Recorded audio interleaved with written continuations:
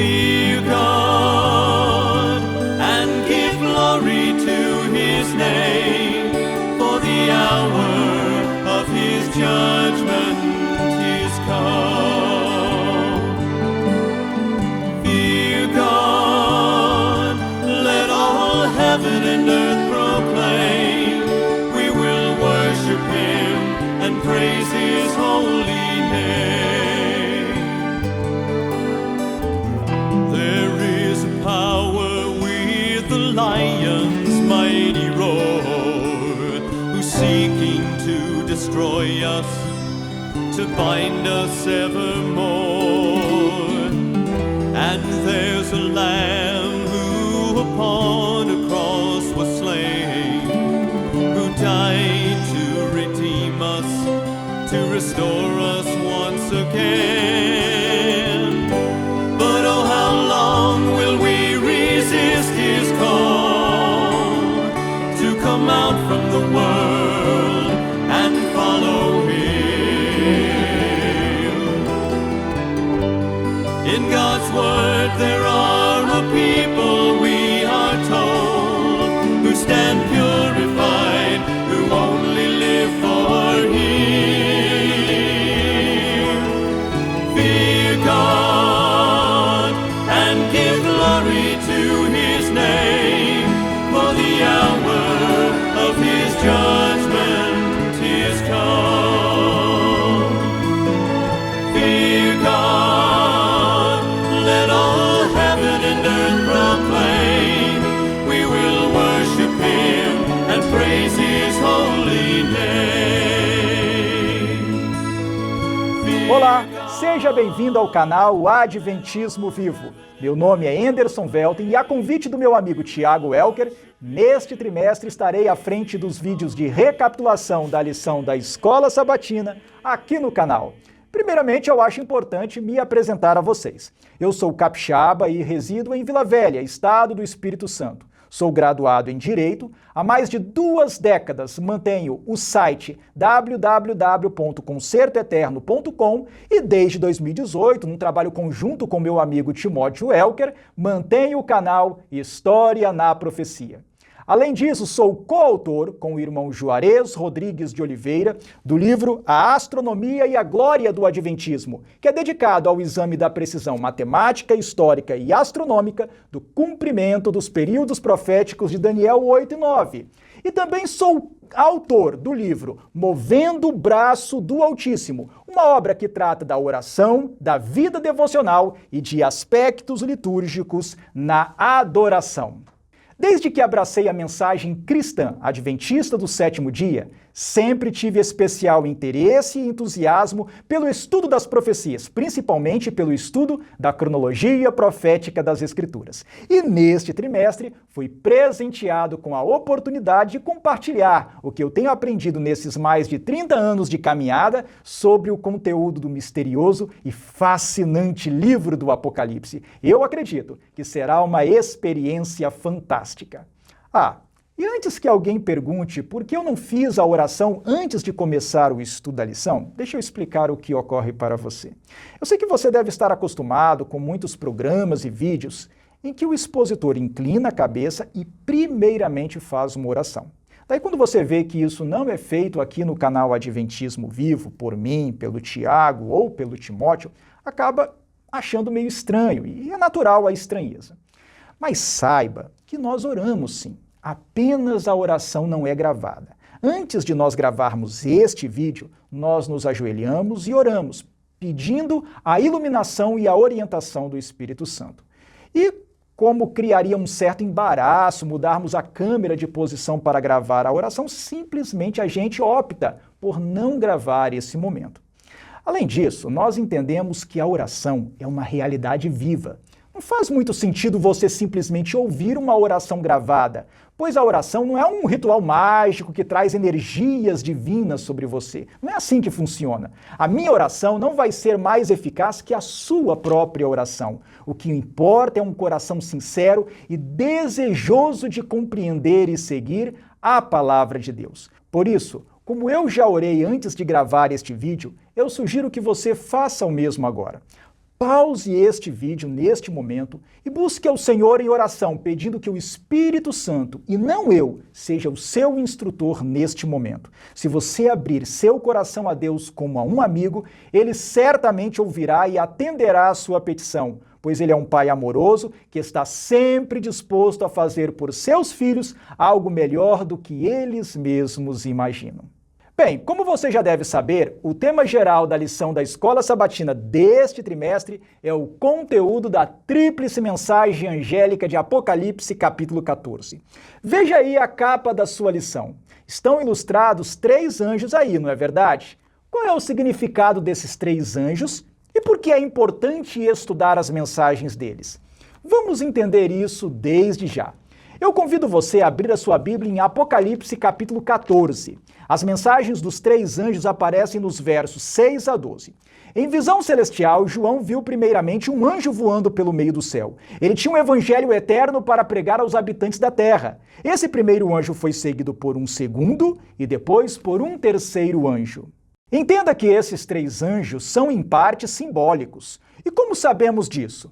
É que Deus não confiou a tarefa de pregar o evangelho a anjos, mas aos seres humanos. Vamos ver a prova disso? Está em Marcos capítulo 16, versículos 14 e 15. Finalmente apareceu Jesus aos 11, quando estavam à mesa, e censurou-lhes a incredulidade e dureza de coração, porque não deram crédito aos que o tinham visto já ressuscitado.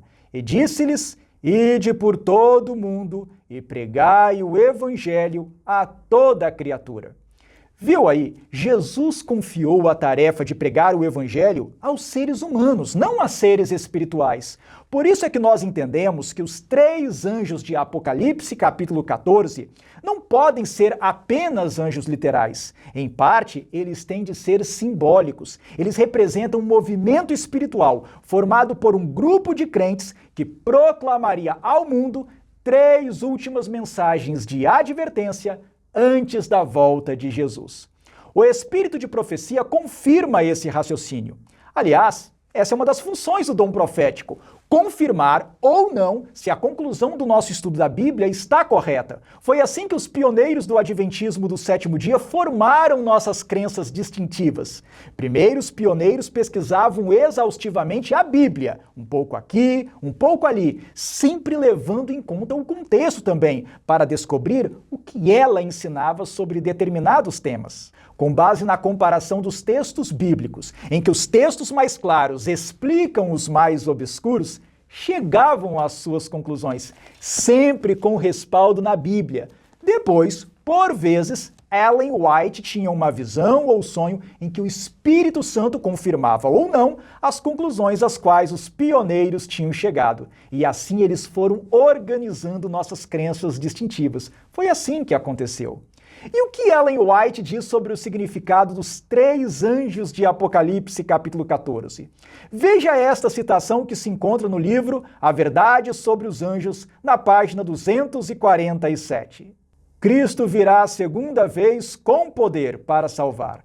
Tendo em vista preparar os seres humanos para esse evento, enviou ele as mensagens do primeiro, segundo e terceiro anjos. Estes anjos representam aqueles que recebem a verdade e, com poder, abrem o evangelho diante do mundo. Pois bem, após ter contemplado os 3 anjos dando sua mensagem ao mundo, João viu alguém semelhante a um filho do homem, sentado sobre uma grande nuvem branca, tendo uma coroa de ouro na cabeça e uma foice afiada na mão. Essa é uma cena simbólica da segunda vinda gloriosa de Jesus. Cristo virá, tal como um ceifeiro, para colher os frutos maduros e recolhê-los no celeiro celestial, que é símbolo da cidade santa, a Nova Jerusalém. Então observe bem que em Apocalipse capítulo 14, primeiramente, os 3 anjos proclamam suas mensagens ao mundo e depois o Filho do Homem aparece sobre a grande nuvem branca. O que essa sequência nos ensina? Que as 3 mensagens angélicas devem ser proclamadas por todo mundo para que depois aconteça a volta gloriosa de Jesus. E antes que alguém faça a observação, já vou me adiantar e explicar o seguinte. Quando eu digo que os 3 anjos de Apocalipse são simbólicos e representam um movimento aqui na Terra que no tempo do fim proclamaria 3 mensagens finais antes do regresso do Senhor, eu não estou negando que também haja anjos literais cumprindo a missão apresentada em Apocalipse 14. Eu vou explicar. De acordo com o espírito de profecia no livro Primeiros Escritos, Deus enviou o primeiro, o segundo e o terceiro anjos para despertarem o coração de seus servos escolhidos, a fim de que eles compreendessem o conteúdo das mensagens de Apocalipse 14 e se empenhassem em proclamá-las ao mundo. Em outras palavras, Deus comissionou anjos especiais para estarem à frente da proclamação da primeira, da segunda e da terceira mensagens angélicas. Então, os 3 anjos de Apocalipse 14 são tanto um símbolo do movimento que proclamaria as mensagens dos versos 6 a 12 no tempo do fim, como são os próprios anjos enviados por Deus que invisivelmente lideram esse movimento, motivando e influenciando os crentes a se empenharem no cumprimento dessa missão. E existe mais uma coisa que vale explicar aqui, antes de prosseguirmos no estudo. Por que nós, adventistas do 7º dia, frequentemente nos referimos às 3 mensagens de Apocalipse 14 como tríplice mensagem angélica, como se fossem uma só mensagem com 3 partes? Eu vou explicar isso para vocês também. Depois que o primeiro anjo aparece proclamando em grande voz: temei a Deus e dai-lhe glória, pois é chegada a hora do seu juízo, e adorai aquele que fez o céu e a terra e o mar e as fontes das águas. Apocalipse capítulo 14, versículo 8, afirma que se seguiu outro anjo, o segundo, anunciando a queda espiritual de Babilônia. Depois, em Apocalipse capítulo 14, versículo 9, é dito que se seguiu a esses 2 primeiros anjos um terceiro anjo, advertindo quanto à adoração da besta e de sua imagem, e ainda quanto ao recebimento da marca da besta na fronte ou sobre a mão. O Apocalipse foi escrito em grego, assim como todo o Novo Testamento. O vocábulo grego traduzido como seguiu-se é o verbo akoluteo, ou akoluto, que significa literalmente acompanhar de perto. Então quer dizer que o texto bíblico está dizendo que quando o segundo anjo apareceu em cena, ele passou a acompanhar de perto o primeiro. E que quando o terceiro anjo também apareceu em cena, ele passou a acompanhar de perto os outros 2. E qual a importância de saber disso? Eu explico.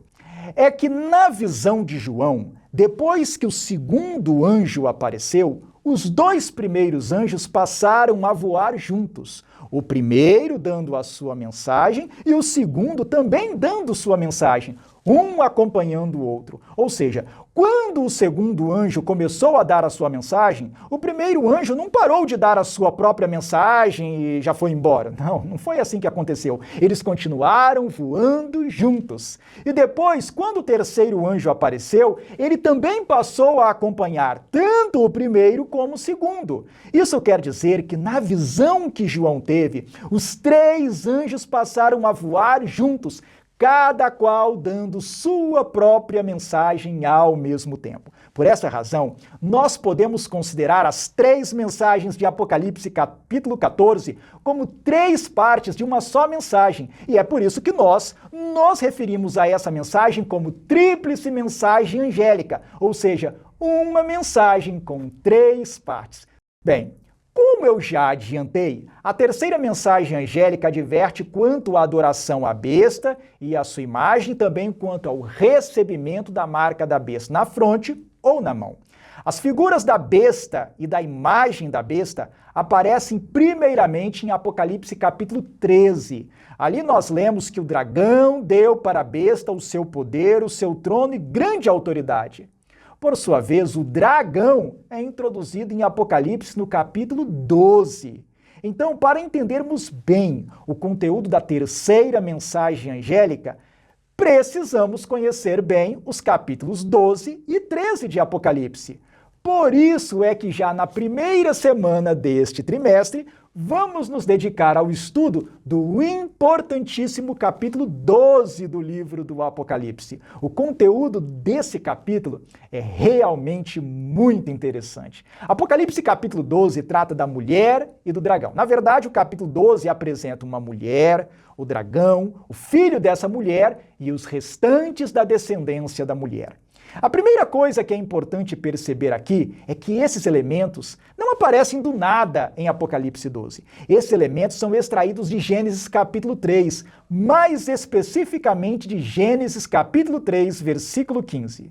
Depois que o ser humano transgrediu a ordem divina de não comer do fruto da árvore do conhecimento do bem e do mal, aceitando a sugestão que Satanás fez por meio da serpente, o Senhor proferiu a primeira mensagem de salvação à humanidade. Essa promessa de salvação se encontra justamente em Gênesis capítulo 3, versículo 15. Mas por que nós entendemos que Gênesis capítulo 3, versículo 15 consiste numa promessa de salvação e é chamada por muitos de proto-evangelho? É pelo seguinte: ao pecar, o ser humano ficou em harmonia com Satanás, não em desarmonia com ele. Tornou-se amigo de Satanás, não inimigo dele, porque o pecado nos aproxima de Satanás, não nos afasta dele. Os descendentes de Adão nascem com uma natureza pecaminosa. Em si mesma, essa natureza pecaminosa não é o pecado. Pecado é a transgressão da lei de Deus em pensamentos, palavras e ações. Já a natureza pecaminosa consiste numa fragilidade diante da tentação.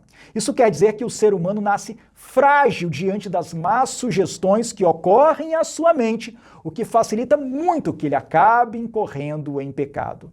Ao optar pelo mal, cedendo à tentação, o ser humano se torna amigo de Satanás. Porém, Deus prometeu pôr ou introduzir uma inimizade entre a serpente e a mulher. Essa inimizade seria sobrenatural, pois contrariaria a tendência da natureza pecaminosa. Essa inimizade seria produzida pelo Espírito Santo. Sem a ação do Espírito Santo, o ser humano não aspiraria ao bem. Ou seja, se Deus não tivesse iniciado essa operação do Espírito Santo imediatamente após a queda de Adão, os seres humanos se tornariam definitiva e completamente amigos de Satanás, jamais amigos de Deus. Não desejariam bem nenhum, só desejariam mal. Não teriam esse conflito entre o bem e o mal em sua mente. Mas sabendo disso, desde o começo, logo após a queda de Adão, Deus já introduziu a inimizade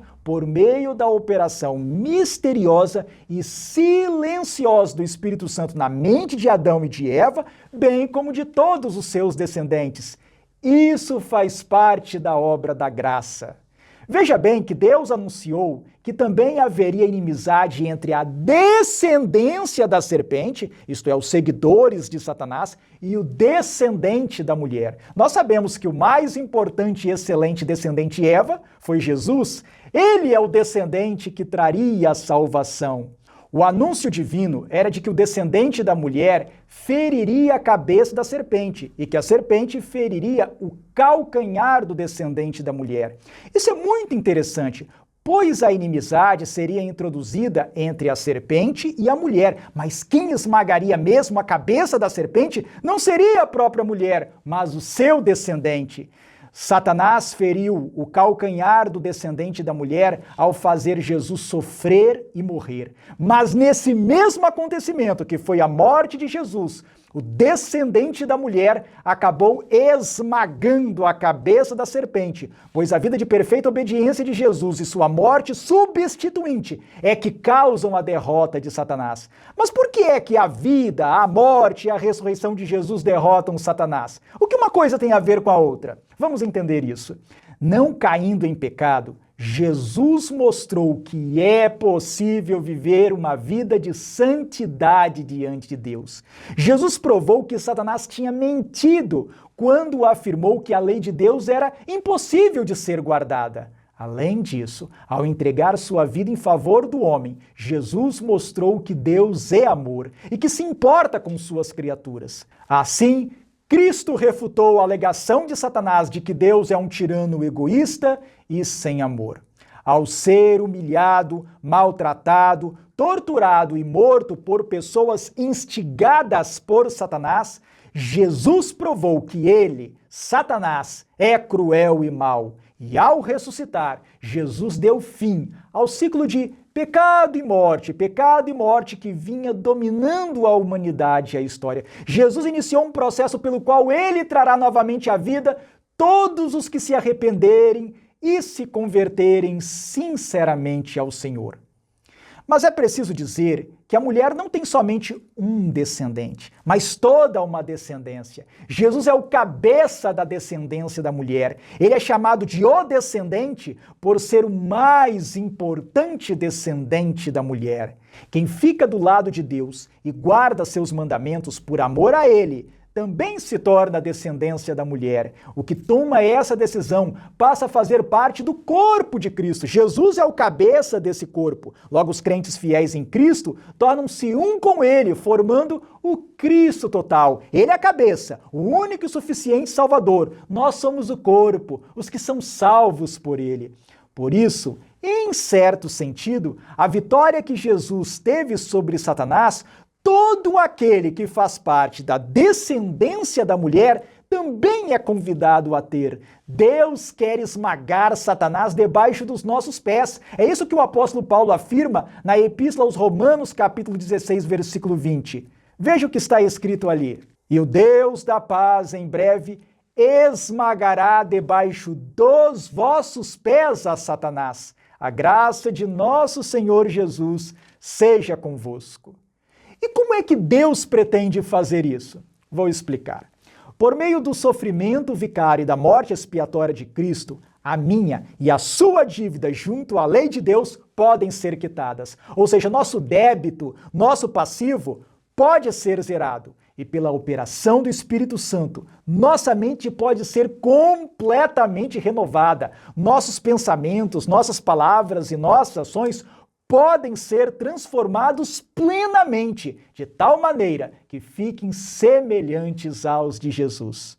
Quando nós nos arrependemos de verdade, com sinceridade e abandonamos efetivamente o pecado, passando a viver uma vida de obediência e santidade, sempre impulsionados pela graça transformadora de Deus, Cristo usa isso como um meio, um recurso, um instrumento para desmentir Satanás. Jesus já provou de maneira absoluta que era possível ao homem nunca ter pecado. Jesus provou que a lei de Deus é boa e que os mandamentos de Deus não são pesados. Jesus provou que justiça e amor são igualmente atributos do caráter de Deus.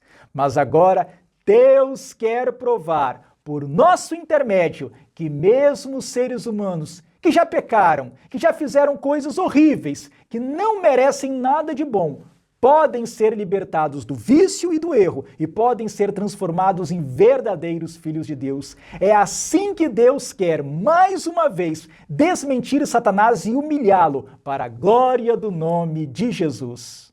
Veja que tudo isso está de maneira sintética em Gênesis capítulo 3. E Apocalipse capítulo 12 desenvolve ainda mais esse tema. Apocalipse 12 pega os elementos de Gênesis 3 e aprofunda nosso conhecimento sobre eles, adicionando uma dimensão histórica, mostrando o conflito entre Cristo e seus anjos de um lado e Satanás e seus anjos do outro, através dos séculos.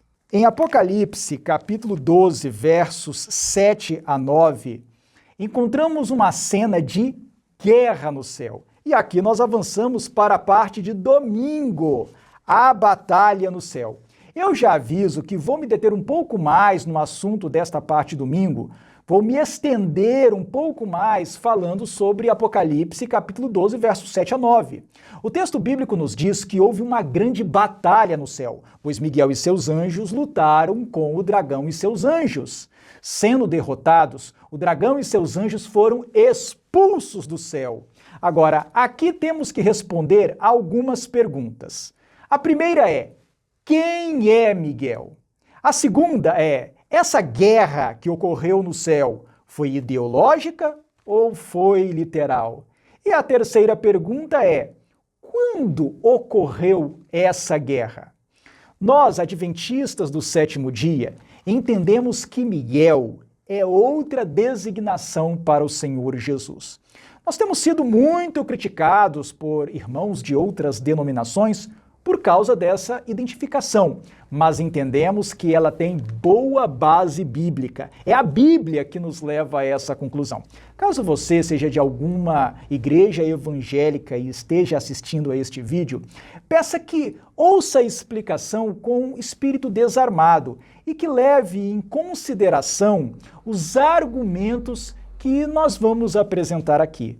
Sabe, a sociedade atual está extremada, está muito agressiva, as pessoas não querem ouvir umas às outras. Cada qual quer apenas falar, ensinar, convencer e ridicularizar o outro, mas não está disposto a ouvir e a refletir sobre o que o outro tem a dizer. Sinceramente, vou falar com toda sinceridade mesmo, eu tento fazer diferente disto. Eu gosto de ouvir os meus irmãos de outras linhas de pensamento, pois sempre é possível que eu aprenda algo com eles. E neste momento, eu sugiro que você faça o mesmo. Ouça a explicação com calma antes de rejeitá-la ou atacá-la. Cristo é manso e humilde de coração, e nós precisamos muito aprender a ser assim com ele.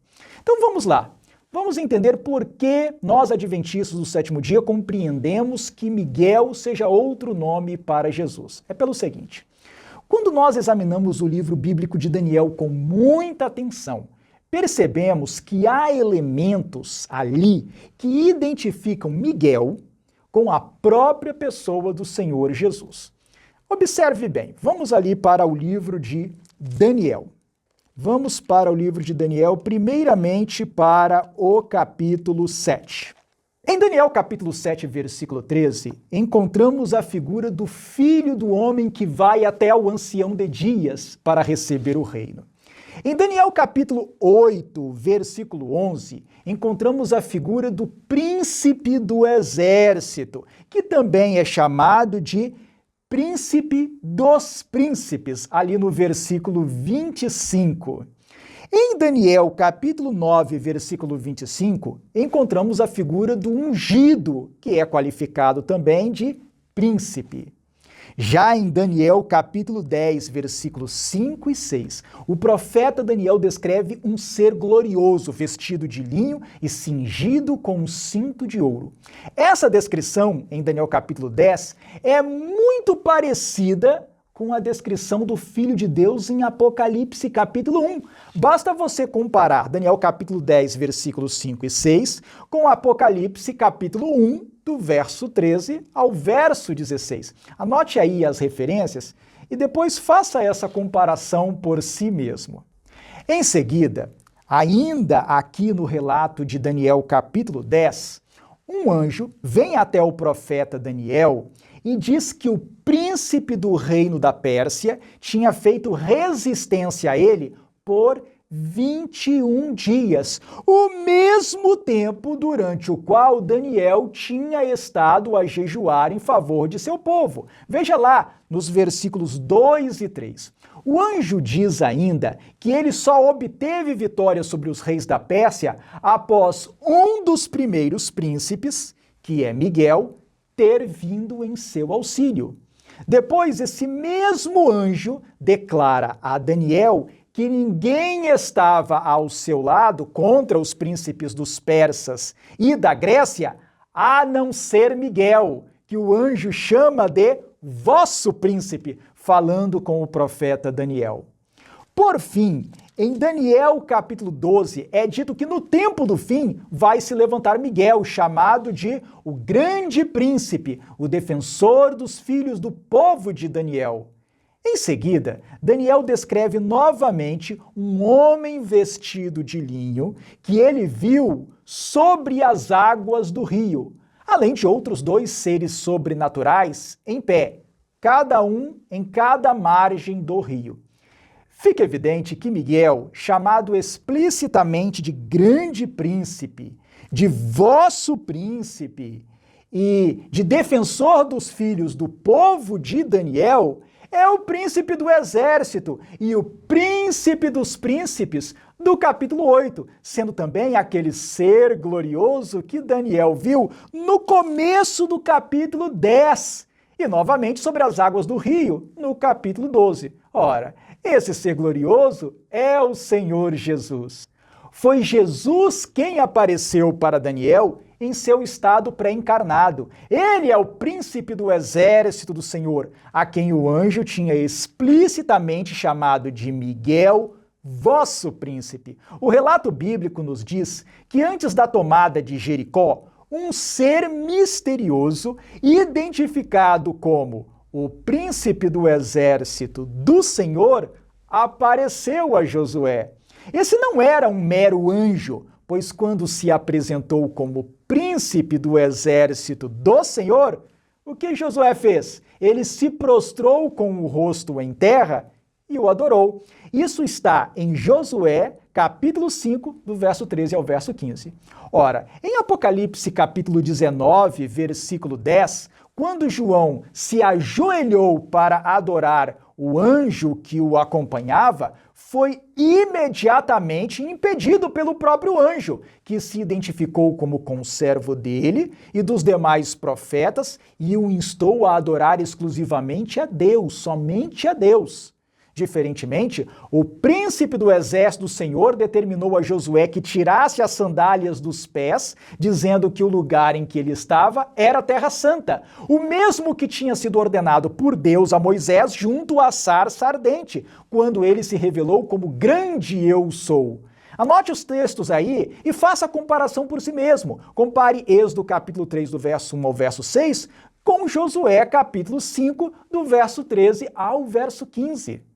Uma vez que o Evangelho de João, no capítulo 1, versículo 18, nos ensina que ninguém jamais viu a Deus o Pai, e que foi o Deus unigênito que está no seio do Pai quem o revelou, temos de concluir que o príncipe do exército do Senhor, que apareceu a Josué, só pode ser o Senhor Jesus Cristo, o Filho eterno de Deus, aquele que é um com o Pai e compartilha da natureza divina. Mas em Daniel, o príncipe de seu povo, chamado também de o grande príncipe e defensor dos filhos do seu povo, é Miguel. Ele é o príncipe do exército do Senhor. É ele quem lidera os anjos contra o diabo e os anjos rebeldes em Apocalipse capítulo 12, versos 7 e 8. Isso nos leva à conclusão inevitável de que Miguel não pode ser outra pessoa senão o próprio Senhor Jesus Cristo.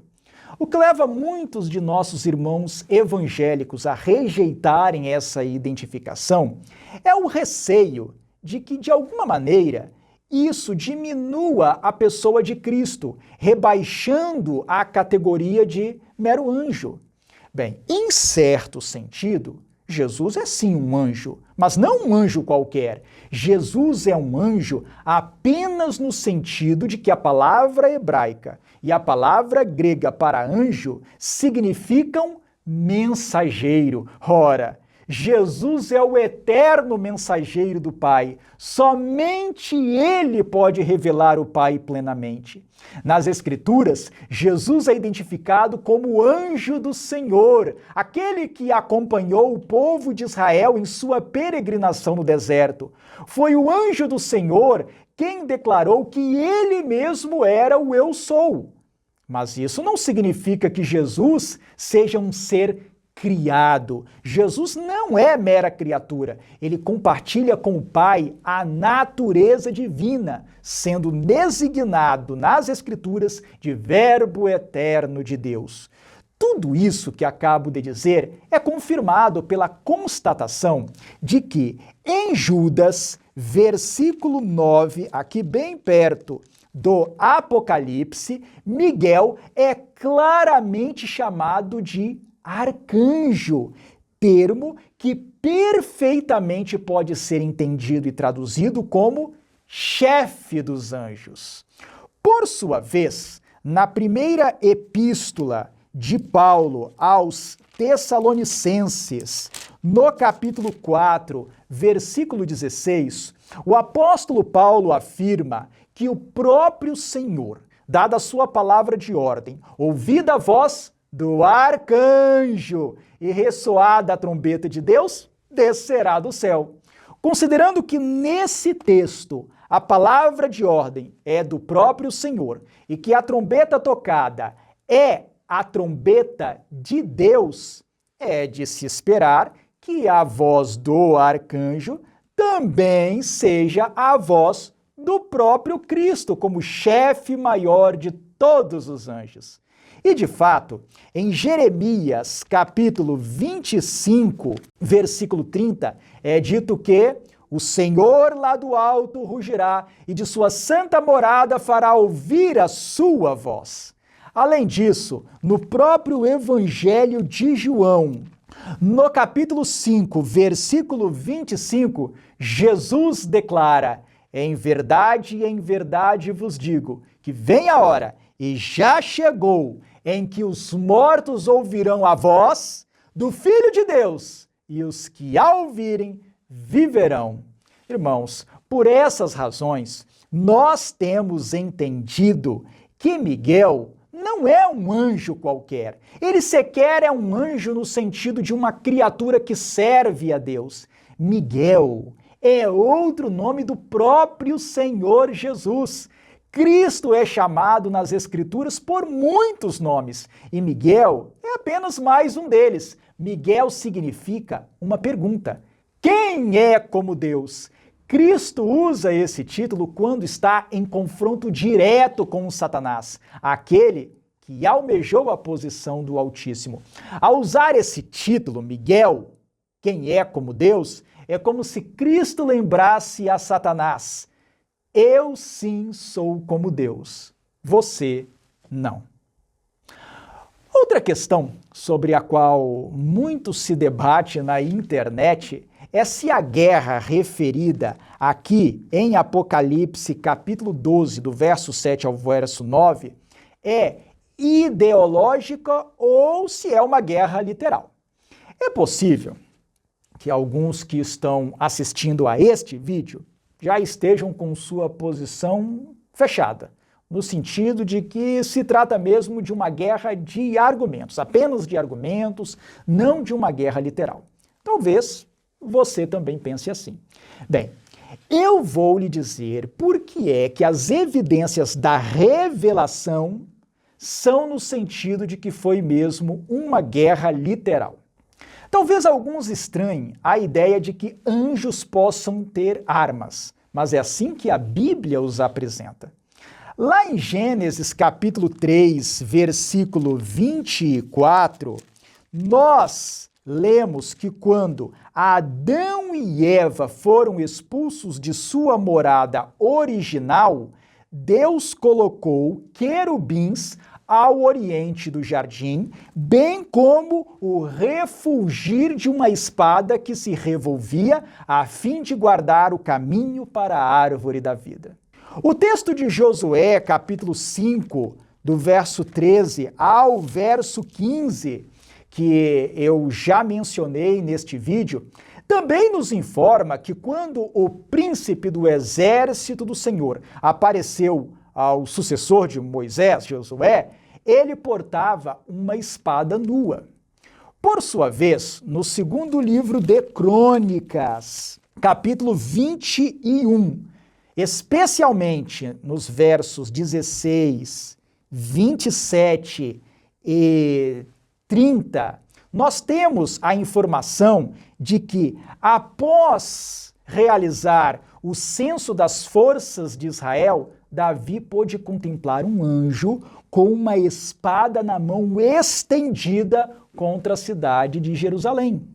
E de acordo com o segundo livro de Reis, capítulo 6, versículo 17, quando as tropas do rei da Síria cercaram a cidade em que Eliseu estava, o profeta rogou ao Senhor que abrisse os olhos de um de seus servos, pois ele estava atemorizado, e Deus atendeu àquela oração e naquele momento permitiu que o servo de Eliseu contemplasse o invisível, e ele pôde ver que o monte estava cheio de cavalos e carros de fogo.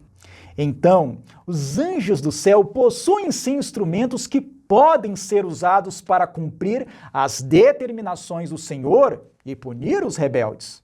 Como são essas armas, nós não sabemos ao certo, mas sabemos que são designadas nas Escrituras como espadas e carros de fogo. Não há nada de estranho, pois, que os anjos leais, por determinação divina, usem de força contra os anjos da rebelião. Para quem acredita no dom profético concedido a Ellen White, a dúvida sobre o assunto, na minha opinião, é injustificável, pois ela distingue claramente entre dois momentos na controvérsia lá no céu. Ela faz distinção entre o momento em que o conflito estava apenas no âmbito das ideias e o momento em que foi necessário usar a força física contra Satanás e seus anjos para expulsá-los do céu. Isso nós vemos no livro História da Redenção, entre as páginas 16 e 19. Vamos ver o que está escrito ali. Vamos ver o que Ellen White declara. Muitos dos simpatizantes de Lúcifer estavam inclinados a ouvir o conselho dos anjos leais e se arrependeram de sua insatisfação e de novo receberam a confiança do Pai e de seu amado Filho. O grande rebelde declarou então que estava familiarizado com a lei de Deus e se submetesse a uma obediência servil, seria despojado de sua honra. Nunca mais poderia ser incumbido de sua exaltada missão. Disse que ele mesmo e os que com ele se uniram tinham ido muito longe para voltarem, que arrostaria as consequências, que nunca mais se prostraria para adorar servilmente o Filho de Deus, que Deus não perdoaria e que agora eles precisavam garantir sua liberdade e conquistar pela força, prestem atenção nisso, pela força, a posição e autoridade que não lhes fora concedida voluntariamente. Os anjos leais apressaram-se a relatar ao Filho de Deus o que acontecera entre os anjos. Acharam o Pai em conferência com seu Filho amado para determinar os meios pelos quais, para o bem-estar dos anjos leais, a autoridade assumida por Satanás podia ser para sempre retirada. E agora prestem atenção nisto. O grande Deus podia, de uma vez, lançar do céu este arque enganador. Mas este não era o seu propósito. Queria dar aos rebeldes uma oportunidade igual para medirem sua força e poder com seu próprio Filho e seus anjos leais. Nesta batalha, cada anjo escolheria seu próprio lado e seria manifesto a todos. E um pouquinho mais à frente, o texto prossegue da seguinte maneira: rebelar-se contra o governo de Deus foi o maior crime. Todo o céu parecia estar em comoção. Agora prestem atenção no que Ellen White diz. Os anjos foram dispostos em ordem por companhias, cada divisão com o mais categorizado anjo à sua frente. E avançando um pouco, nós lemos no relato de Ellen White: toda a hoste celestial foi convocada para comparecer perante o Pai, a fim de que cada caso ficasse decidido.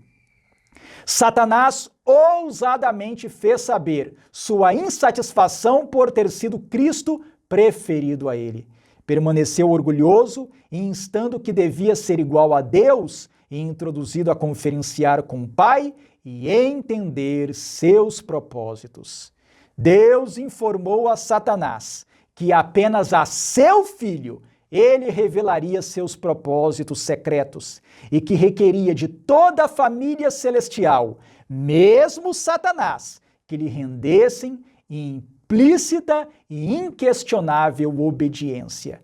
Mas que ele, Satanás, tinha provado ser indigno de ter um lugar no céu.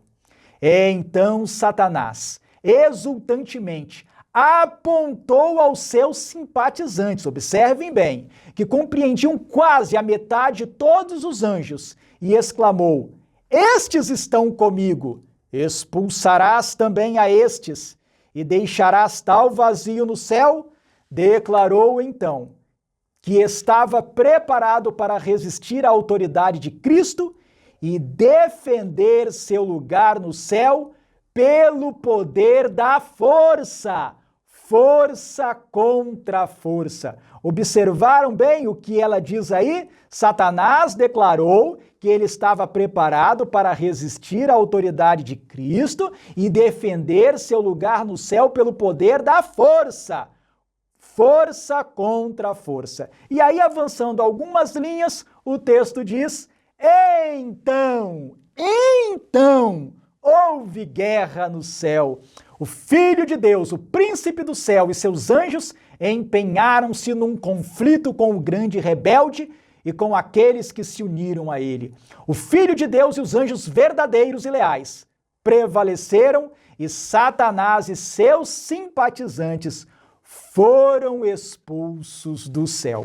Como eu disse, é o que está escrito no livro História da Redenção, da página 16 à página 19. Veja bem, nas páginas 16 a 18, Ellen White já estava narrando o acirrado conflito de ideias entre os dois lados, o do bem e o do mal. Se o conflito se restringisse a uma guerra de argumentos, não faria nenhum sentido que depois de todo o confronto ideológico mencionado nessas páginas 16 a 18, Ellen White dissesse na página 19, então houve guerra no céu. Ela diz, então houve guerra no céu. Nessa ocasião, houve guerra no céu. E ela diz isso porque nesse momento ela passou a falar de uma guerra literal, uma guerra física entre as forças de Cristo e as forças de Satanás. Como Ellen White explicou, Deus poderia ter expulsado Satanás e seus anjos de uma vez só, apenas Deus usando o seu poder. Mas ele não quis agir assim. Deus, o Pai, quis que Satanás sentisse a força física de seu filho no comando das hostes leais. Por isso foi que ele decidiu que Satanás e os anjos rebeldes fossem expulsos do céu pela força física. Está mais do que claro no texto. Portanto, que essa guerra de Apocalipse capítulo 12, do verso 7 ao verso 9, foi sim um conflito literal. Mas outra questão que também precisa ser respondida é a seguinte: quando foi que aconteceu essa peleja? Em que momento se deu essa guerra de Apocalipse 12, versos 7 a 9, lá no céu? Quando examinamos os dados bíblicos com bastante atenção, percebemos que, de certa forma, é possível dizer que Satanás e seus anjos acabaram sendo expulsos do céu por duas vezes. Vamos entender isso. A primeira vez foi antes da criação do nosso mundo, logo depois de o pecado ter surgido no coração de Lúcifer, conforme nós lemos ali em Ezequiel capítulo 28 e em Isaías capítulo 14. A passagem que fala dessa primeira expulsão do céu é a segunda epístola do apóstolo Pedro, no capítulo 2, versículo 4, onde lemos o seguinte: ora, se Deus não poupou anjos quando pecaram, antes precipitando-os no inferno. A palavra grega para inferno que é usada aqui é tártaros. Depois podemos refletir um pouco mais a esse respeito. Então vejam o que está escrito. Deus não poupou anjos quando pecaram, antes os precipitando no inferno, ele os entregou a abismos de trevas, reservando-os para juízo. Bem, depois dessa primeira expulsão, que é referida nesse texto, Satanás ainda era admitido, às vezes, em alguma parte do céu, não sabemos exatamente qual, mas não como um morador, pois já tinha sido banido de lá, na guerra original, mas como o representante do planeta Terra. Nós vemos isso na história de Jó, por exemplo. Quando os filhos de Deus se reuniam diante do Senhor, Satanás também ia entre eles. Além disso, no Evangelho de João, no capítulo 14, versículo 30, o próprio Jesus chama Satanás de príncipe deste mundo. Isso porque Satanás tomou de Adão essa posição lá no Jardim do Éden, quando transgrediu a vontade de Deus, quando desobedeceu a ordem de Deus. Satanás se tornou o príncipe deste mundo por usurpação, porque inicialmente essa função tinha sido dada por Deus ao próprio Adão. Mas houve um momento em que Satanás foi expulso definitivamente do céu, não sendo aceito mais nem como visitante, nem como representante deste mundo. Isso aconteceu após a morte, ressurreição e ascensão de Jesus. E é principalmente desse momento que Apocalipse capítulo 12 está falando. E isso nós conseguimos perceber na aclamação que é feita a partir do capítulo 12, versículo 10. Vamos ver aqui. Veja bem, é dito que foi expulso o acusador de nossos irmãos, o mesmo que os acusa de dia e de noite diante do nosso Deus. Ora, antes da queda de Adão e Eva, Satanás ainda não era o acusador de nossos irmãos. Satanás passa a ser o acusador depois que o pecado entrou no nosso planeta. Então, o foco ou a atenção do capítulo 12 de Apocalipse só pode ser a segunda expulsão de Satanás, quando a expulsão de Satanás se tornou definitiva. Eu sei que alguém poderia argumentar que essas palavras aqui do verso 10 podem muito bem ser explicadas pelo momento em que a revelação foi escrita, na época de João, 2000 anos atrás, não tendo em vista o tempo em que a expulsão realmente ocorreu.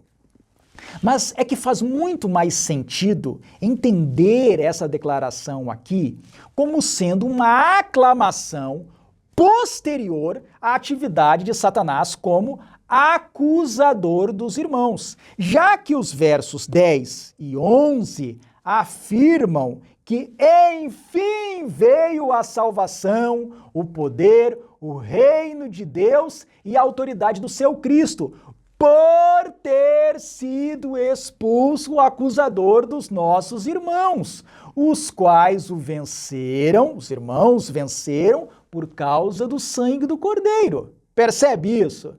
A prova de que essa conclusão está correta é que perto de sua morte, o próprio Senhor Jesus disse que então seria expulso o príncipe deste mundo. Veja aí em João, no Evangelho de João, no capítulo 12, vamos ver aqui, Evangelho de João, no capítulo 12, vamos ver os versos 31 e 32. Chegou o momento de ser julgado este mundo, e agora o seu príncipe será expulso. E eu, quando for levantado da terra, atrairei todos a mim mesmo.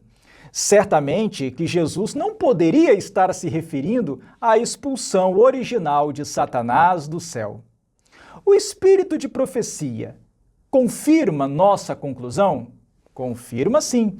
Veja esta citação de Spirit of Prophecy, Espírito de Profecia, que é uma série que só está disponível em inglês, no volume 3, a página 194. Diz o seguinte: a expulsão de Satanás como um acusador dos irmãos no céu foi efetuada por meio da grande obra de Cristo ao dar a sua vida. Esse texto aparece no comentário bíblico Adventista do Sétimo Dia, no volume 7, a página 1088. Bem, feitas todas essas longas considerações, vamos agora responder à pergunta de número 1 da lição. Diz o seguinte: Apocalipse capítulo 12, do verso 7 ao verso 9, descreve esse conflito cósmico entre o bem e o mal. Como algo assim poderia ter acontecido no céu? O que esses versos sugerem sobre a realidade do livre-arbítrio? Como algo assim poderia ter acontecido no céu? Justamente por causa do livre-arbítrio. Deus é amor. Ele não deseja o mal, ele não gosta do mal, ele não deseja que suas criaturas sofram. Mas, por outro lado, justamente por seu caráter de amor e de justiça, Deus não queria seres autômatos, meros robôs, pois robôs não são capazes de amar. Para que os seres criados fossem capazes de amar verdadeiramente, teriam que ser livres para escolher entre o bem e o mal por si mesmos. Deus teve que tolerar a possibilidade de que eles decidissem não amá-lo. Mas, como foi que o mal brotou na mente de um ser perfeito, que vivia num ambiente perfeito, em meio ao bem absoluto, é um mistério. É algo que não podemos explicar. Está revelado que foi assim, mas não está explicado por que aconteceu. O espírito de profecia nos diz que a origem do mal não tem explicação. Se fosse possível explicar a origem do pecado, isso equivaleria a justificá-lo. Se pudéssemos dizer que o pecado surgiu por tais e tais fatores, deixaria de ser pecado, pois estaria respaldado pela satisfação da necessidade criada por esses fatores. Mas a revelação nos diz que o pecado não tem justificativa. Você pode ler sobre isso, por exemplo, no livro O Grande Conflito, às páginas 492 e 493. Tome nota dessas páginas para que você possa fazer a leitura depois. Eu já vi alguns de nossos irmãos dizerem que nós vamos entender isso lá no céu, que Deus vai nos explicar por que surgiu o mal. Mas eu preciso dizer aqui que não há nenhum texto na Bíblia que prometa isso, nem nos escritos do Espírito de Profecia. Devemos tomar muito cuidado para não prometer para as pessoas em nome de Deus o que Ele mesmo não prometeu. Pois bem, vamos avançar agora em nosso estudo. Vamos para a parte de segunda-feira, que tem como título Ataque Satânico. Vamos para a pergunta de número 2. Leia Apocalipse capítulo 12, do verso 4 ao verso 6 e também o verso 9. Efésios capítulo 5, do verso 25 ao verso 27 e também o verso 32. E o Salmo capítulo 2, o Salmo de número 2, do verso 7 ao verso 9. E defina os seguintes símbolos: dragão, mulher, filho do homem e cetro de ferro. Bem, vamos começar pela mulher vestida de sol. Você sabe que Apocalipse capítulo 12 apresenta uma mulher vestida de sol. Estamos diante do símbolo de uma mulher. Pois bem, o que as mulheres simbolizam em Apocalipse? O apóstolo Paulo nos dá alguma luz a esse respeito. Na Epístola aos Efésios, no capítulo 5, nos versos 25 e 27, Paulo declara o seguinte: Maridos, amai vossas mulheres como também Cristo amou a igreja e a si mesmo se entregou por ela, para apresentar a si mesmo igreja gloriosa, sem mácula, nem ruga, nem coisa semelhante, porém santa e sem defeito. Depois, ainda na Epístola aos Efésios, no capítulo 5, versículos 31 e 32, Paulo diz o seguinte: Eis porque deixará o homem a seu pai e a sua mãe, e se unirá à sua mulher, e se tornarão os dois uma só carne. Grande é este mistério, mas eu me refiro a Cristo e à igreja. E na segunda epístola de Paulo aos Coríntios, no capítulo 11, versículo 2, Paulo afirma o seguinte: Porque zelo por vós com zelo de Deus, visto que vos tenho preparado para vos apresentar como virgem pura a um só esposo, que é Cristo. Pelo que extraímos desses textos, em linguagem figurada, mulheres representam igrejas. Uma virgem pura representa uma igreja pura, uma igreja fiel aos princípios morais e espirituais revelados por Deus. É o caso da mulher vestida de sol em Apocalipse capítulo 12. Agora, por outro lado, uma meretriz, uma mulher imoral, simboliza uma igreja infiel, uma igreja que não está em harmonia com a vontade revelada de Deus. É o caso da grande meretriz de Apocalipse, capítulo 17. A mulher do capítulo 12 é descrita como estando vestida com o sol. O sol é um símbolo do caráter glorioso do próprio Senhor Jesus, que é chamado de Sol da Justiça em Malaquias, capítulo 4, versículo 2. Jesus mesmo disse: Eu sou a luz do mundo. Isso está escrito no Evangelho de João, capítulo 8, versículo 12. Em Apocalipse, capítulo 1, versículo 16, é dito que o rosto de Jesus brilhava como o sol na sua força. E no Salmo de número 85, versículo 11, lemos o seguinte: Porque o Senhor Deus é sol e escudo, o Senhor dá graça e glória. Nenhum bem sonega aos que andam retamente. As 12 estrelas que João viu sobre a cabeça da mulher possivelmente representem os 12 filhos de Israel, bem como os 12 apóstolos de Cristo. Estrelas, em profecias simbólicas, representam anjos, no sentido de mensageiros, ou príncipes, homens poderosos. Para conferir que estrela pode ter o sentido de anjo, veja o livro de Jó, no capítulo 38, versículo 7, e o livro do Apocalipse, no capítulo 1, versículo 20. Tome nota desses versos. E para confirmar que estrela pode ter o sentido de príncipe ou líder poderoso, veja Daniel, capítulo 8, os versos 10 e 24. Os 12 filhos de Israel foram os príncipes que deram origem ao povo de Deus no Antigo Testamento, o Israel étnico. Os 12 apóstolos de Cristo foram os mensageiros que iniciaram o povo de Deus mais amplo e espiritual, formado por judeus e gentios no tempo do Novo Testamento. Além disso, convém lembrar que a palavra apóstolo significa enviado, aquele que é enviado. Eles foram os primeiros mensageiros de Cristo e de seu evangelho.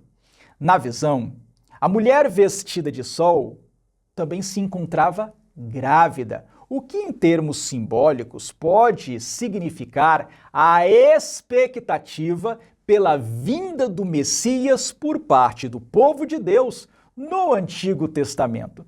Assim como a gestante aguarda pelo seu bebê, pode-se dizer que a igreja judaica aguardava pela vinda do Salvador, ainda que houvesse muita confusão sobre a natureza de sua obra e reino. E agora vamos falar do dragão. Em Apocalipse, capítulo 12, versículo 9, o dragão é declaradamente identificado com a antiga serpente chamada Diabo e Satanás, o sedutor de todo mundo. Foi ele quem deu origem à rebelião contra Deus e tem sido o acusador de nossos irmãos. Foi ele também quem arrastou em sua rebelião a terça parte das estrelas ou anjos do céu. Mas o dragão não representa apenas Satanás. Em profecias simbólicas, animais representam reinos. E mesmo que hipoteticamente, o dragão também é um animal. Você pode ler sobre o significado dos animais em profecias simbólicas em Daniel, no capítulo 7, nos versículos 17 e 23. Então, aqui em Apocalipse, capítulo 12, o dragão, além de representar Satanás, é também um símbolo dos diversos poderios deste mundo, empregados por Satanás em sua oposição a Deus e ao seu povo. O espírito de profecia confirma essa conclusão. Vejamos o que Ellen White nos diz na revista Signs of the Times, em artigo publicado na edição de 1º de novembro de 1899. Sob os símbolos de um dragão vermelho, de uma besta semelhante ao leopardo e de uma besta com chifres semelhantes aos de cordeiro, são apresentados a João os governos terrestres que se empenhariam especialmente em pisar a lei de Deus e em perseguir seu povo. Esse texto de Ellen White aparece também no Comentário Bíblico Adventista do Sétimo Dia, no volume 7, na página 1086. Então, memorize isso. Em primeiro lugar, o dragão representa Satanás, isso você já sabia. Mas, em segundo plano, o dragão representa também os poderes deste mundo que estão em guerra contra Deus e seu povo. E isso nos leva a falar das cabeças do dragão. Embora o significado das cabeças não seja dado aqui em Apocalipse capítulo 12, não parece violar o contexto importarmos essa explicação sobre as cabeças lá de Apocalipse capítulo 17, que afirma que as 7 cabeças da besta são 7 montes e são também 7 reis. Sem entrar na discussão neste momento sobre a identidade desses 7 reis, não é o caso, podemos entendê-los como o conjunto dos poderes deste mundo em sua rebelião contra Deus. Então, o que Apocalipse capítulo 12 está mostrando de maneira figurada, de maneira simbólica, é que Satanás tem perseguido a Igreja de Deus através dos séculos, tanto antes da primeira vinda de Cristo, quando a mulher ainda estava grávida, aguardando o Messias nos dias do Antigo Testamento, como também depois disso. E Satanás persegue a igreja por meio dos poderes deste mundo. Ora lança mão de um poder, isto é, usa uma cabeça, ora lança mão de outro poder, isto é, faz uso de outra de suas cabeças. João nos diz que o dragão se colocou em frente da mulher para lhe devorar o filho quando nascesse. A Bíblia registra que o rei Herodes o Grande tentou destruir Jesus por ocasião de seu nascimento. Mas precisamos nos lembrar de que naquele momento Herodes governava a Judéia por concessão de Roma pagando o Império Romano e que o dragão, sendo um animal, deve representar um reino e não meramente um monarca. Logo, embora o dragão sempre represente Satanás, em uma parte do capítulo 12, ele atua por meio do Império Romano. E, por isso, o antigo Império Romano é também representado pelo dragão. Apocalipse capítulo 12 nos diz que, depois que o filho nasceu e foi arrebatado até o trono de Deus, Satanás ficou furioso e moveu o Império Romano para maltratar os seguidores de Cristo. Assim, começando pelo imperador Nero, Roma pagã desatou intransigentes perseguições contra a igreja cristã. Cristãos foram queimados vivos, decapitados e lançados às feras no circo romano. Essas perseguições continuaram por 2 séculos, até que o imperador Constantino, usando de sagacidade política, deu liberdade de culto aos cristãos pelo Edito de Milão, no ano 313 d.C. Muito bem. Feitas todas essas considerações, agora sim, vamos responder à pergunta de número 2 da lição. Leia Apocalipse, capítulo 12, versículos 4 a 6 e versículo 9, Efésios, capítulo 5, versículos 25 a 27 e versículo 32, e o Salmo de número 2, versículos 7 a 9, e defina os seguintes símbolos: dragão, mulher, filho do homem e cetro de ferro. Então vamos lá. Dragão, em primeiro lugar, representa Satanás, conforme o próprio texto afirma, mas também representa os poderes deste mundo empregados por Satanás, com destaque para o antigo Império Romano. É o que você pode anotar aí. A mulher representa a igreja, o povo de Deus, tanto no Antigo quanto no Novo Testamento. O filho do homem é Jesus, evidentemente, e o cetro de ferro é o símbolo de domínio ou de governo. Muito bem, vamos então aqui para a parte de terça-feira. A parte de terça-feira nós praticamente já comentamos. Tem como título Aceitando a Vitória de Jesus. Então a parte de terça-feira exalta a vitória de Cristo. Vamos às perguntas. A pergunta 3 diz o seguinte: leia Apocalipse, capítulo 12, versículo 10. Que encorajamento obtemos do fato de que nosso acusador foi expulso? O fato de que Satanás foi expulso é extremamente importante, pois decorre da vitória de Jesus. O Senhor Jesus venceu o diabo no deserto da tentação, no horto de Getsêmani, na cruz do Calvário e em sua ressurreição gloriosa. E ele voltará a vencê-lo em sua segunda vinda em glória e majestade. E mais uma vez, depois, no fim do milênio.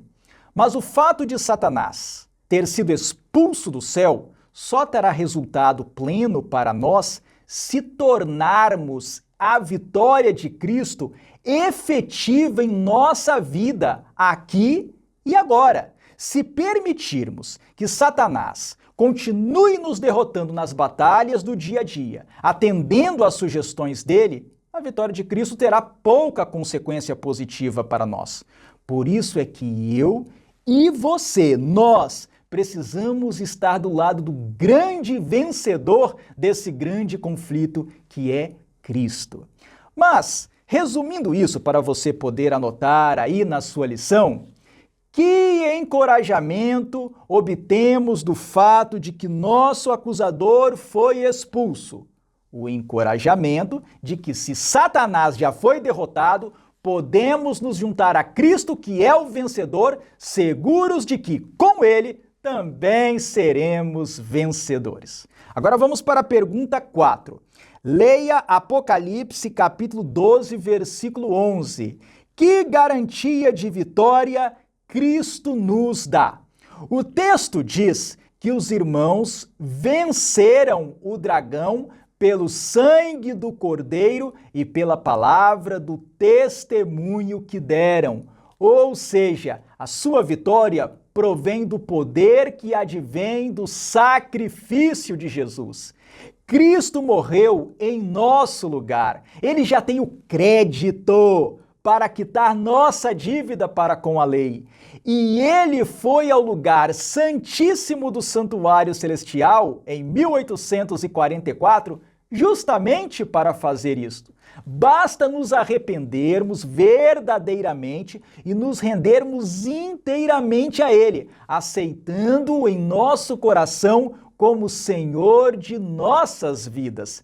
Cristo pode nos apresentar diante do Pai puros e imaculados, Basta permitirmos que Ele governe nossas vidas por meio do Espírito Santo, se vivermos para Cristo. E em Cristo seremos vitoriosos, pois Ele operará essa vitória em nós e por meio de nós. Então a vitória é certa, ela está garantida. Mas isso não significa que será sem luta, pois a palavra de Deus nos diz que o diabo, nosso adversário, está em nosso derredor, como o leão que ruge. No Apocalipse, ele é apresentado como o dragão que persegue a mulher, que é a igreja.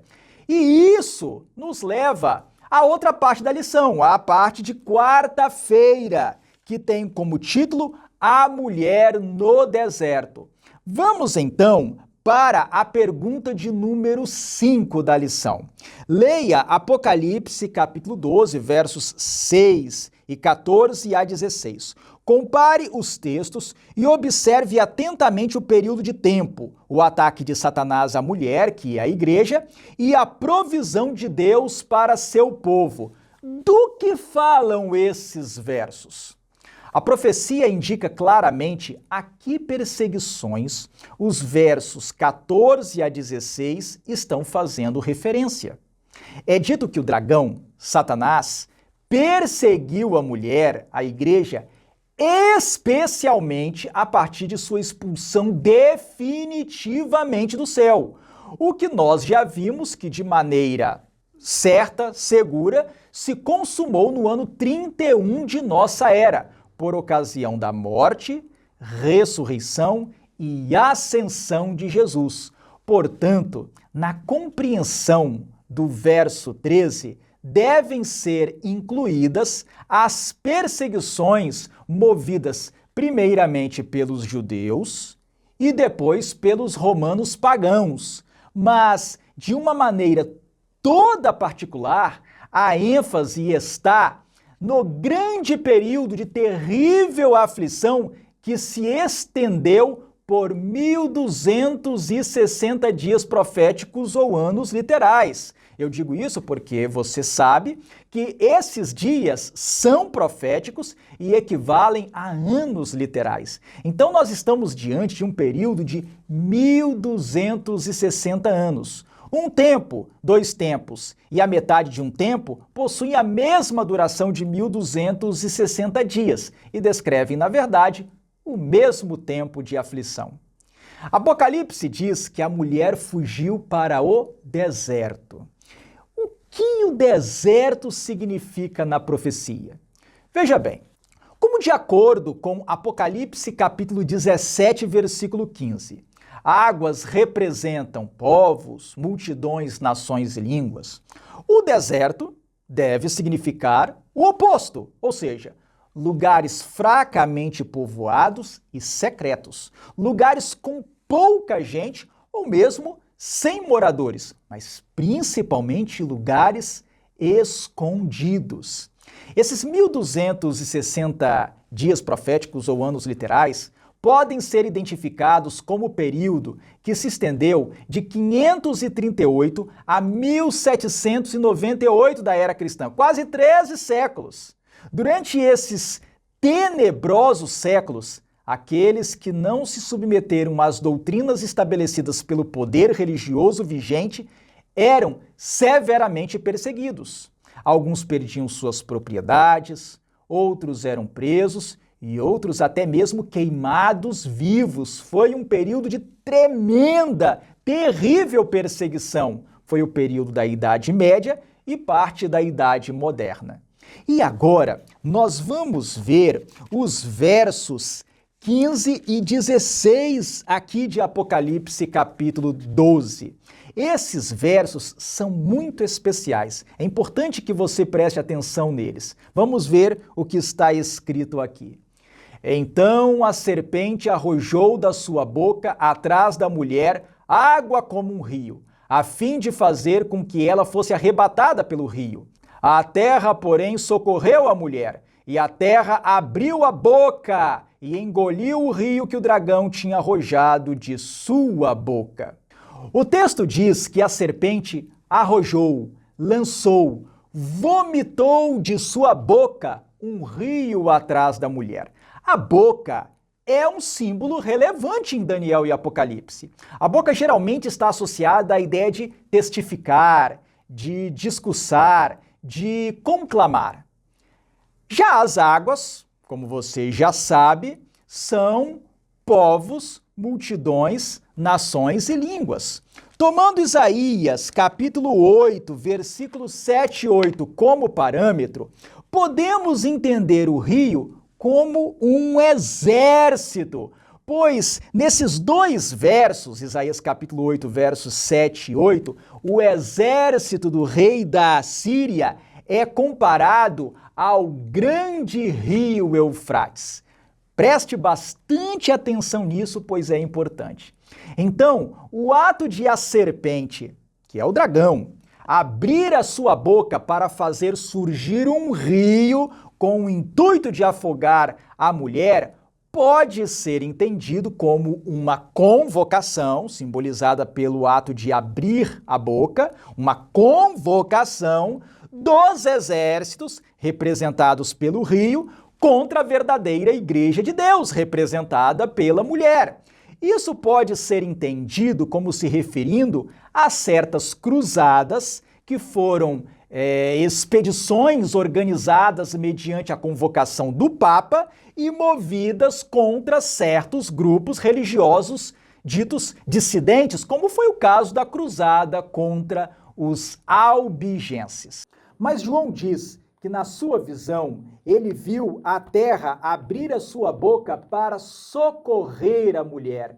Veja aí novamente a boca, só que agora quem abre a boca é a terra. E o que a terra representa? A terra representa algum lugar de povoação incipiente, com pouca gente.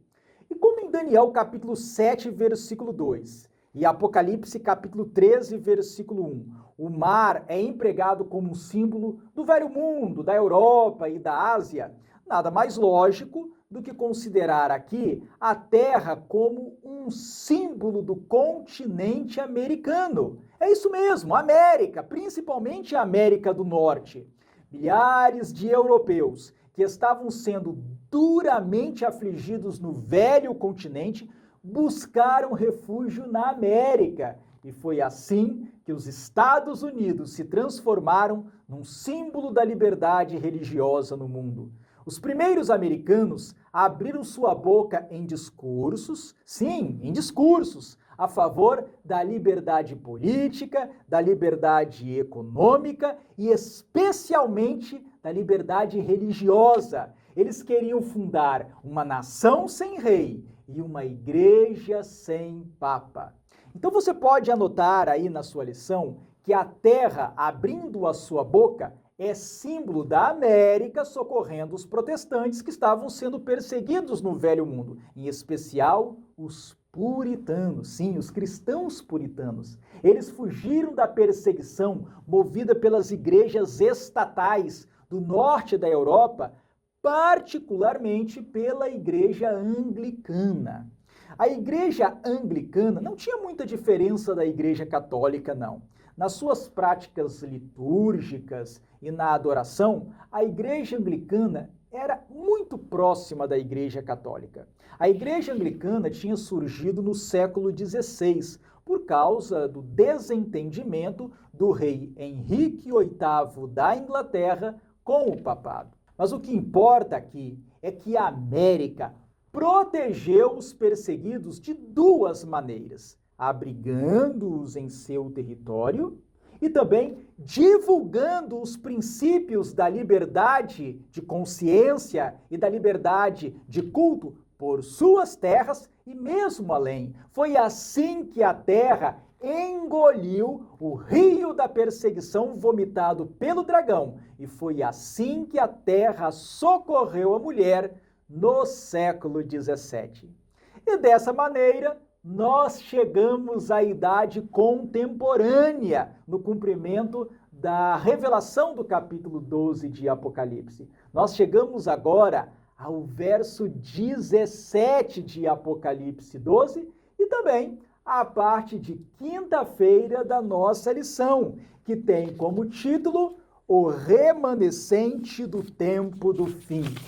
Vamos para a pergunta 6. Leia Apocalipse capítulo 12, versículo 17. Que características do remanescente de Deus, que é a sua igreja no tempo do fim, são encontradas nesse verso? Para nós entendermos o verso 17 de Apocalipse 12, precisamos voltar de novo lá para Gênesis capítulo 3, versículo 15.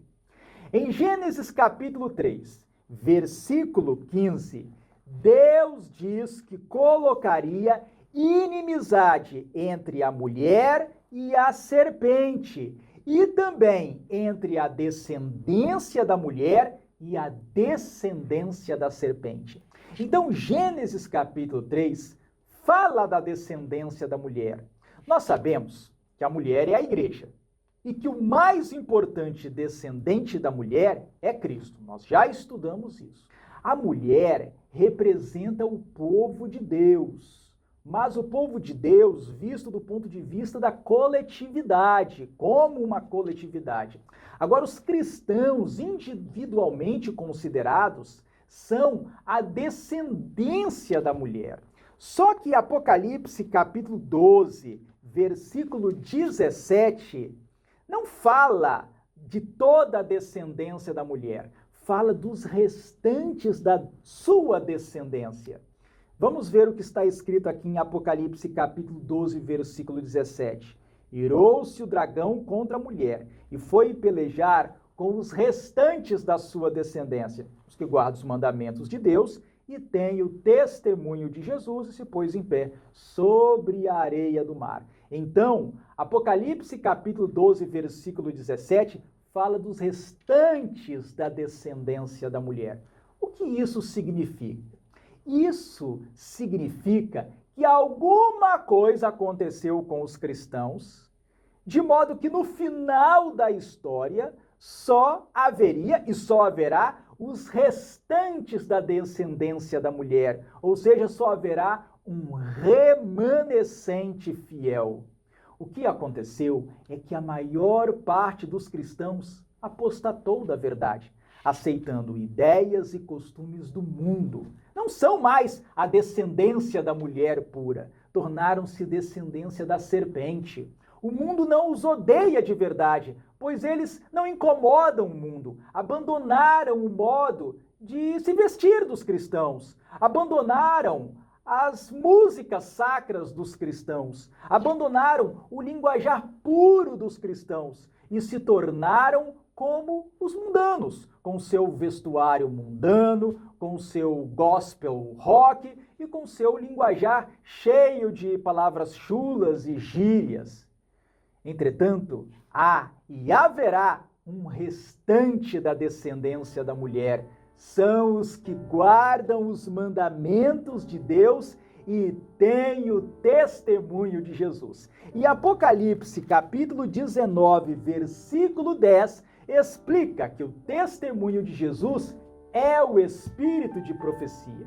Então você já pode anotar aí na sua lição quais são as duas características do povo remanescente fiel de Deus no tempo do fim. Você pode anotar aí que eles guardam todos os mandamentos de Deus e sustentam o testemunho de Jesus, que é o espírito de profecia. Apocalipse capítulo 12, versículo 17, nos traz para o momento final da história do grande conflito, em que Satanás ficará irado, furioso com a mulher, mas não encontrando mais a própria mulher pura, a igreja cristã pura primitiva, fará guerra contra os restantes de sua descendência, que são os que guardam os mandamentos de Deus e têm o testemunho de Jesus.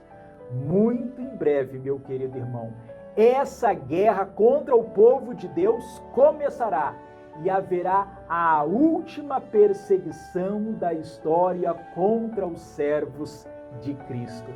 Mas nós sabemos que no momento do maior aperto, no momento da maior dificuldade, quando os ímpios estiverem prestes a colocar as suas mãos sobre os servos de Deus, o próprio Deus intervirá. Jesus aparecerá em glória e majestade, acompanhado dos exércitos celestiais, para buscar os redimidos. A vitória já está garantida. Cristo é o vencedor e novamente ele será o vencedor. A questão agora não é quem vencerá, mas de que lado eu e você vamos ficar. Do lado vitorioso, que é o de Cristo e seus anjos leais, ou do lado derrotado, que é o de Satanás e os anjos rebeldes. A decisão é sua, a decisão é somente sua, a decisão é de cada um de nós.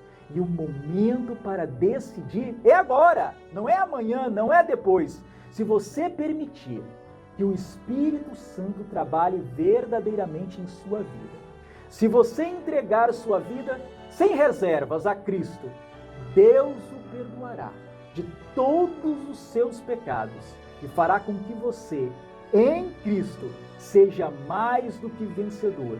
Que essa possa ser a sua decisão agora mesmo, é a minha oração neste término da lição. Que Deus o abençoe ricamente e que nós possamos ter um trimestre muito abençoado, estudando e compreendendo cada vez mais o conteúdo das mensagens dos três anjos. Que Deus o abençoe no decorrer desta semana, é a minha oração.